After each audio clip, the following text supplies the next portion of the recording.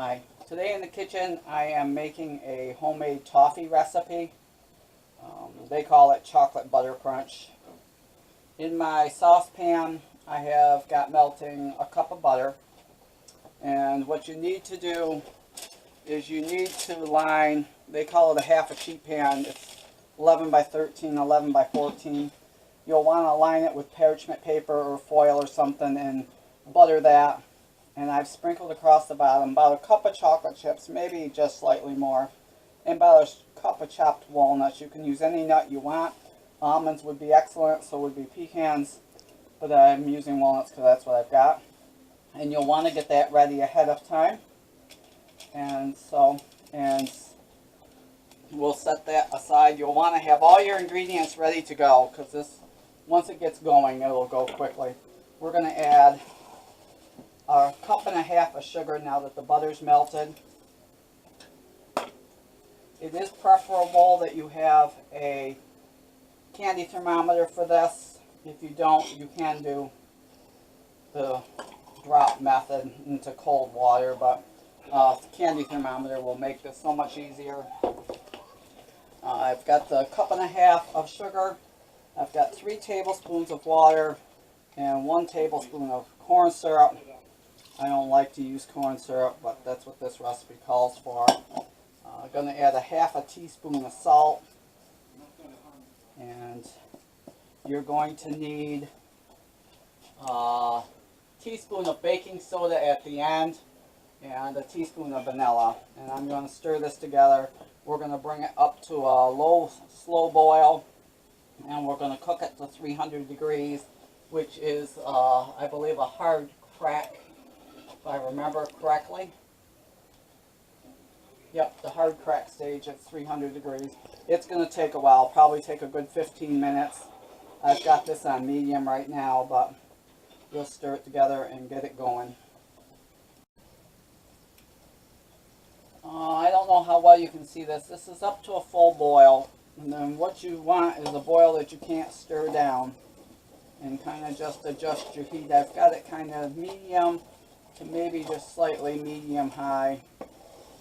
And you'll want to stir it every once in a while and let this boil.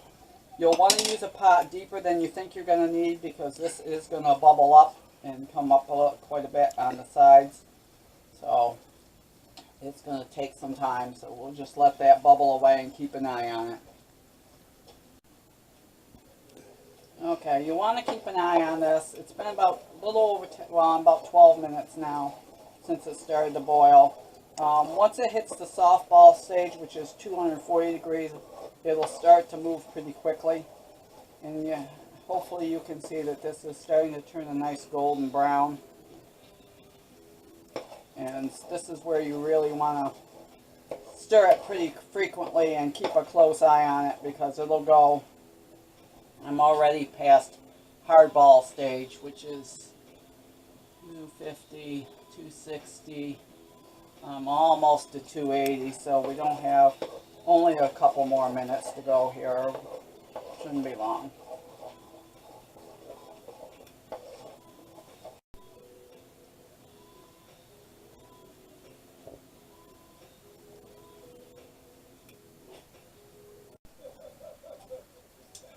So it's hit 300. I don't know how well you can see this. It's a nice dark color.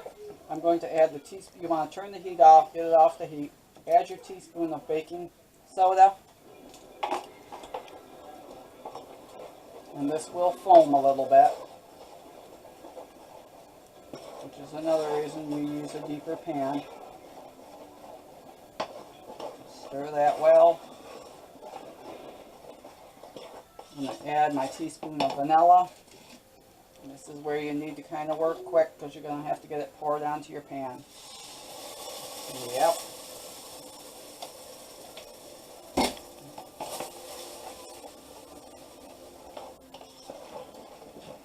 The baking soda is what gives it the more airy texture.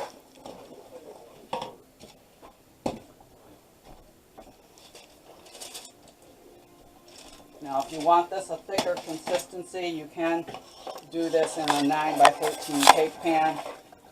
I'm not sure how well you can see, but you're going to kind of pour over here.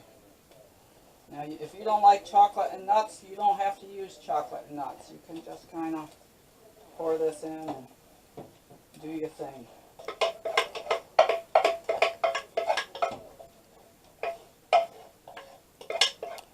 Get out all you can here. I'm going to kind of try and spread it a little bit. I don't think there's going to be too much to spread.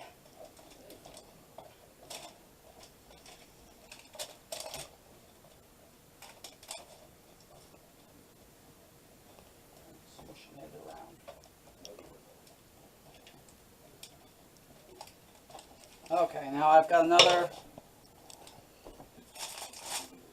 about a cup of chocolate chips we're going to put over the top.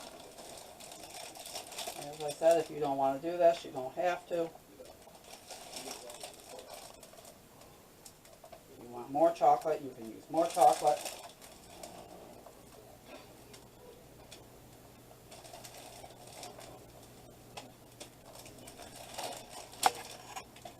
I'm going to let this sit a couple of minutes, and then we're going to try and spread the chocolate over the top.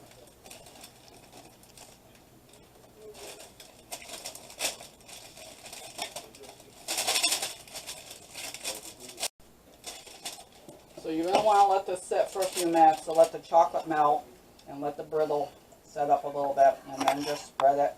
It doesn't have to be perfect. It's homemade. Spread your chocolate as much as you can. Cover as much of it as you can.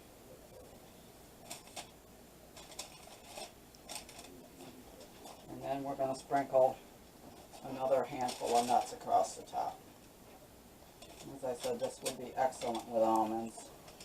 This tends to be what you more often find in your toffee, but it's all good. Uh-huh. It's all tasty. Use what you got, use what you like.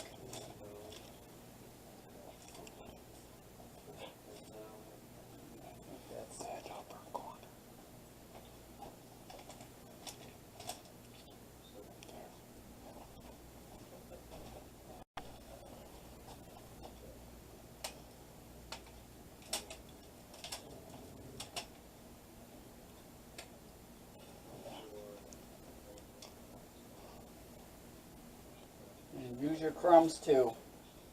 They add texture. So I've got maybe another cup of nuts, if that.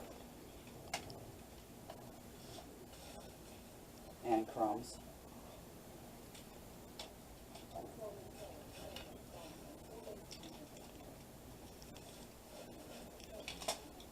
As I said, doesn't have to be perfect. You're going to want to set this aside.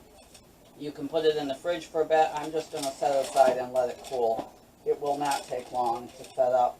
Once it's cool, you can take it off the paper and just break it into chunks. It'll probably be easier to break it than to try to cut it.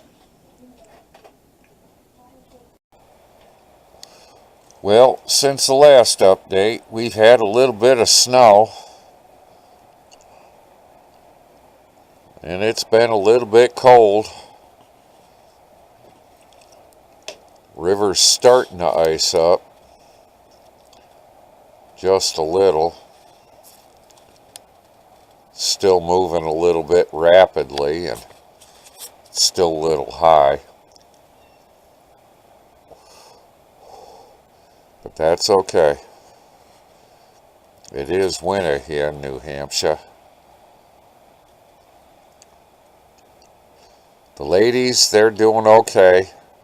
They're going a little bit stir crazy in the coop, but now don't have enough snow up to ward off the fox, so I can't let them out. Anyways, hey folks, have yourself a great holiday season. Later.